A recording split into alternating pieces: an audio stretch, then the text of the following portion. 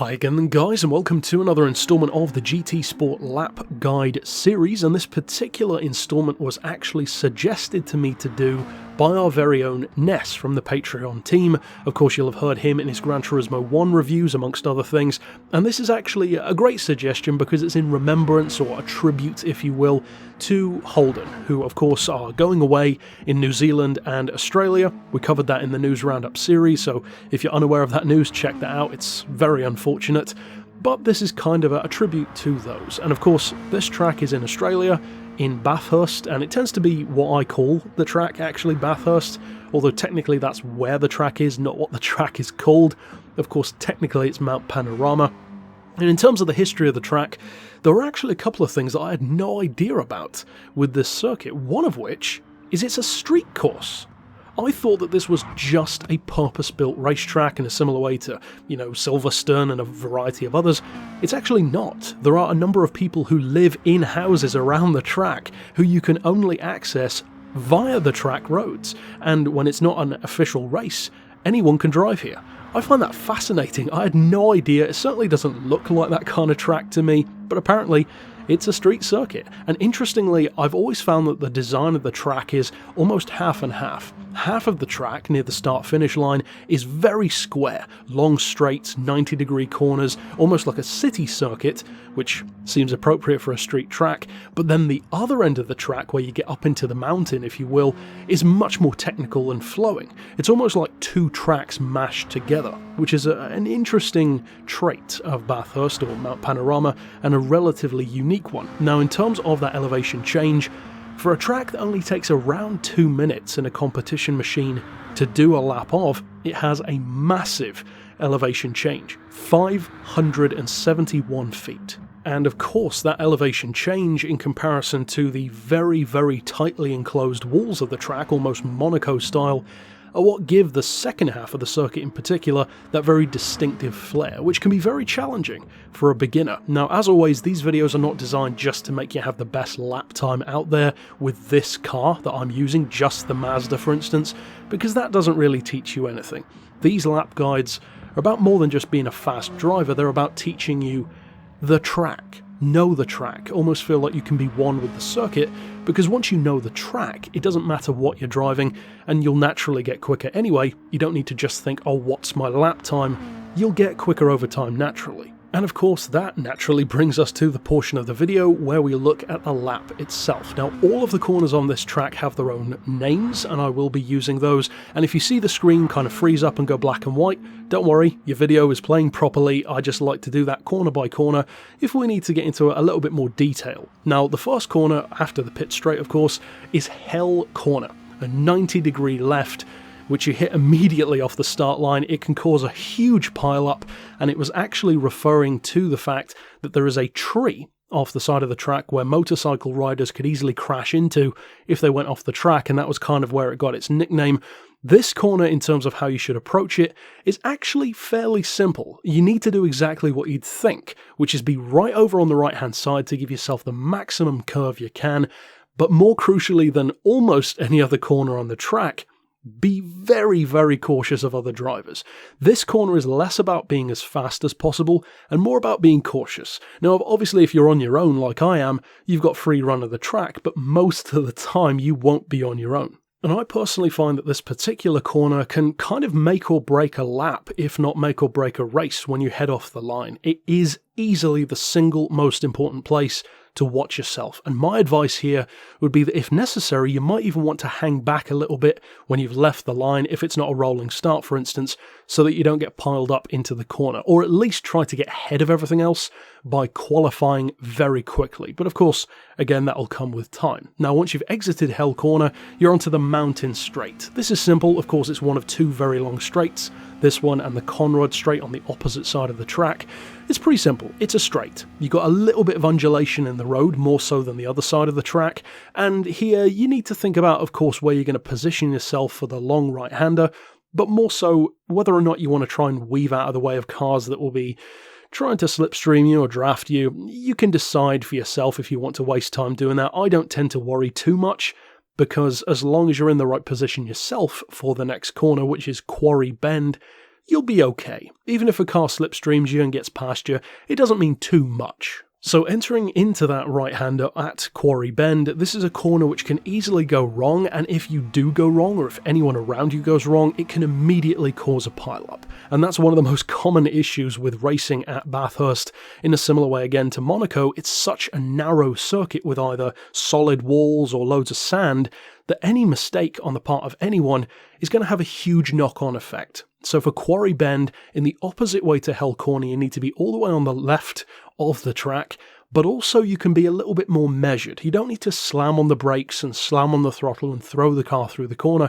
It's actually more about being smooth here. It's not the kind of corner where you want to get it done as quickly as possible.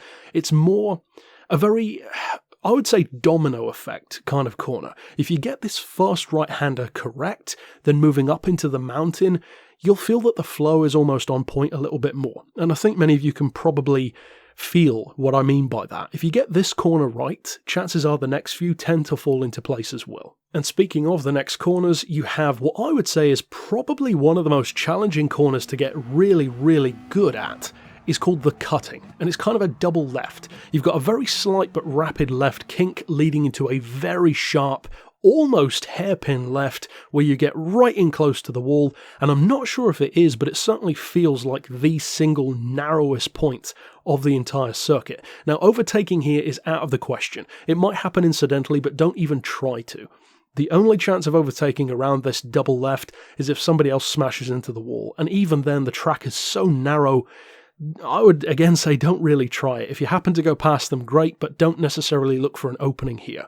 Focus on yourself, get as close as you can into the inside of the left, again without grinding on the wall of course, and the exit of this corner is crucial. Not just because of the racing line, but more so because the uphill sector really drastically increases. You can see that it gets much steeper here, and that can actually have the slightly unexpected effect, especially in a race car, maybe with lower downforce, of spinning up the back wheels a little bit. That isn't a problem. What is a problem is the oversteer and then snap oversteer from correction that can cause. So in other words, you exit the cutting, you put the power down, the back end starts to slide out to the right, you overcorrect it, spin out, smash into the wall, and then everyone piles up into each other. So in the cutting, definitely focus on yourself. Your racing line through this left-left combo is far more important than trying to, get a lead or overtake somebody else. Next up, we move into a, funnily enough, compound right with much easier combos here, just at a right and then another right, called Griffin's Mount. This is where it really starts to go uphill. The first right is barely even noticeable, just keep it on the inside. Road car or race car makes no difference. Then the second one is a little bit more challenging, and that's called Reed Park.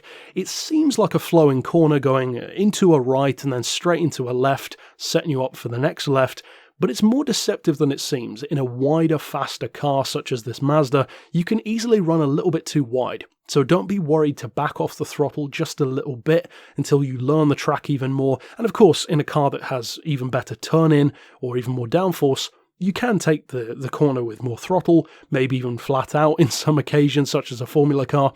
But again, as you're learning the track, don't try and take it too hefty. Next up after Reed Park, we move into Solman Park. Now, Solman Park and Reed Park kind of work together, because in a similar way to what I said about Quarry Bend after the first straight, this one kind of sets the tone for a number of corners that are coming up. If you get this initial Reed Park, Solman Park combo right, which is this longer sweeping left now, chances are you'll probably keep that flow going. If you start to make little mistakes here, it can kind of throw you off. And once you get into the final part of the circuit in a little bit, it has more of a knock-on effect. Not because of the car being, off the racing line, but because of your confidence being knocked. That is a hugely important thing on this track. So Solman Park, maybe back off the throttle a little bit, shoot it into that left, keep it close to the wall. As you see on my personal exit, I do hit the grass a little bit. As long as you don't go off the track, obviously it's not an issue. Try to keep it on the tarmac if at all possible, but as I said, don't worry too much about it. On some occasions it can be a little bit quicker even to clip certain grass corners or curbs, and I would say that this is one of them. Now next up we have what's probably my favourite section of the track actually, which is going around the left at McPhillamy and then into Skyline, the S's, and the dipper. This is where it really goes full Monaco. You start going downhill, you get faster and faster into Skyline, which is the first right, then the S's, which of course is more of a combo really, which gets tighter and tighter with the left-right-left combo, then into the dipper. Now all of these together, you could almost just blend them into one corner, really. It's just left, right, constantly, getting slower, steeper, and tighter the more you go into it. It's almost like you're working your way into a maze. The road gets narrower and narrower, as I said. Of course, you need to be careful of cutting too much off the track, especially on the entry to Skyline, because you'll get a penalty for that. So try to naturally follow the flow of the road. As you'll kind of see from my HUD down below, I'm using the throttle and the brake to some degree at the same time. Don't be worried to do that. It's not necessarily something you'd want to do too much in real life, because you'll burn out your brakes, but in the game, it doesn't matter too much, because stuff like that doesn't happen. It's just the tyres, of course, that you've got to watch out for. Now, working your way through here is simpler than it looks. It's all about confidence.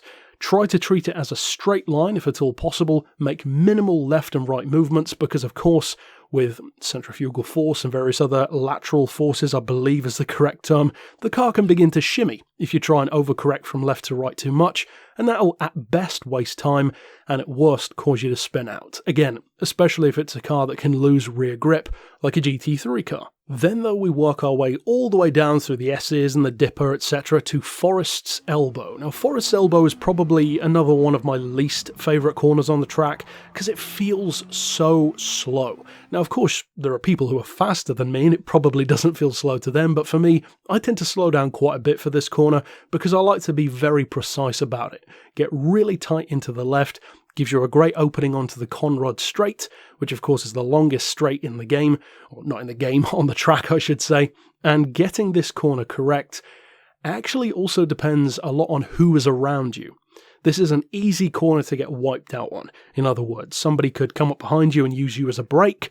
It's difficult to avoid that on this track, but we'll get to that in a later point. And for now, I will say that concentrate on really working those brakes. Brake a little bit earlier than you think you might need to, because of course the entry into the Forest Elbow, where you sweep to the right before jumping into that left hand, is actually kind of a blind corner. You need to follow the corner around to the right more than you might initially feel, because working that in around to the right gives you so much more swing into the left afterwards. It gives you more to work with, better turning circle, and you can also maintain more speed through the corner instead of going super tight into the left, slamming on the brakes and crawling your way around. Next up, as I said, of course, that opens up a ton into the Conrod Straight. It's a little bit more weaving and up and down than the Mountain Straight, but at the same time doesn't feel as jarring. The car doesn't bounce around as much here as it does on the Mountain Straight, and it's a great occasion, of course, for a far more powerful car to gain some time, maybe gain a couple of places, especially with slipstream, but of course you need to make your mindset ready, basically, for the chase. And the chase is basically where you go into that sudden right kink, which is pretty easy, but then more importantly, you slow right down for a sharp left and immediately a sharp right, heading towards the end of the track. Now this corner is again where it can easily go wrong. I believe it was in GT6, the AI cars used to just go straight off into the sand and sometimes take you with them.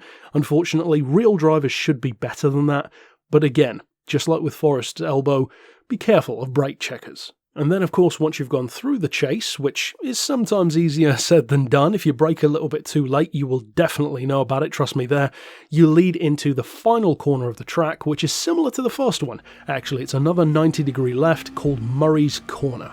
This corner again is a place where you can make up a lot of time by outbraking your opponent. Be careful of people, especially at the end of a race, trying to cut inside you, because if they drop over the chicanes to try and get that last-minute victory, they can easily send you straight off the track and into the wall, and you'll end up doing like a Mario Kart maneuver of losing tons of spaces right at the end of a race. So be careful here, make sure there's nobody right up behind you. If that means moving and losing the ideal racing line, so be it. I would actually recommend doing that. And then finally, of course, you go across the line. And that is a full lap, certainly not the quickest of laps, but not the slowest either, of Mount Panorama. Now, as I said, we're going to run that same lap again in real time, in other words, with no pauses, so that you can see the flow of my lap for yourself. And incidentally, I do of course use a number of things which people consider to be a disadvantage, like a controller. I like to use an automatic gearbox, I am on hard tyres, minimal tuning, no power or weight advantages, that kind of stuff. But again, it's just to show you the kind of lap that you can do in, let's say, a less than ideal car. It is a long, fairly wide vehicle, which isn't ideal here, but at least then it gives you an idea of how to be even quicker with a better car, like a Formula car or a Group 4 even, that's really small and narrow.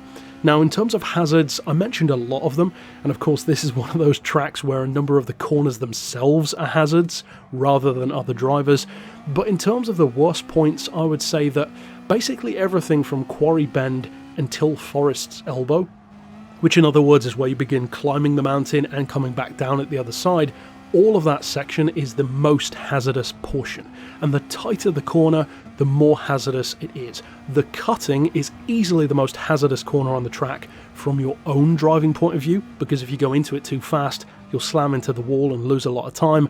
I would say that the most hazardous corner from the point of view of opponents is Forest's Elbow, which is that last left before the long Conrod straight, because of the reasons I said earlier, where people can just slam into the back of you, and it's such a tight circuit that you'll hit into the wall, you'll probably spin around, you'll block the track, people end up piling up, and one or two people will get a huge lead, and it'll take the rest of you ages to get back on track. So that is easily the point where you need to be the most careful, but that's kind of like saying that you need to be more careful somewhere on the Nürburgring more than others. You need to be careful everywhere, it's just that kind of track. In terms of dealing with those bad drivers, well, again, this track does have a fairly natural tendency of weeding out bad drivers on its own, because they'll probably avoid the track, but if there are some, well, again, they tend to get weeded out by the corners. They might hit you once, they might even hit you twice, but chances are, if they're that kind of driver, they probably won't be able to keep up with you even all the time, because the corners just don't favour people like that. You've got to be good enough to hang with the rest of them, and generally people who are that good don't tend to smash into each other.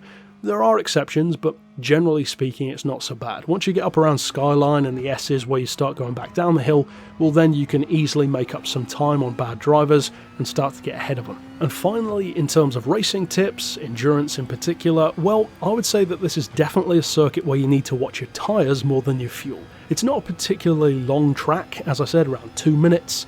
It's not that long at all, so pitting in for fuel isn't really an issue. You could push that if you wanted to. Tyres, though, are pretty essential, and I would actually say this is one of the relatively few circuits where you need to pay, I would argue, more attention to the rear tyres, because there's so much uphill stuff as you enter Quarry Bend and all the way up to the top of the hill, that if you have bad or degraded rear tyres, it causes much more of a problem, because understeer from worn front tyres won't be too much of an issue on this track. You'll be slower, but you won't like crash off necessarily, you just take it a bit easier.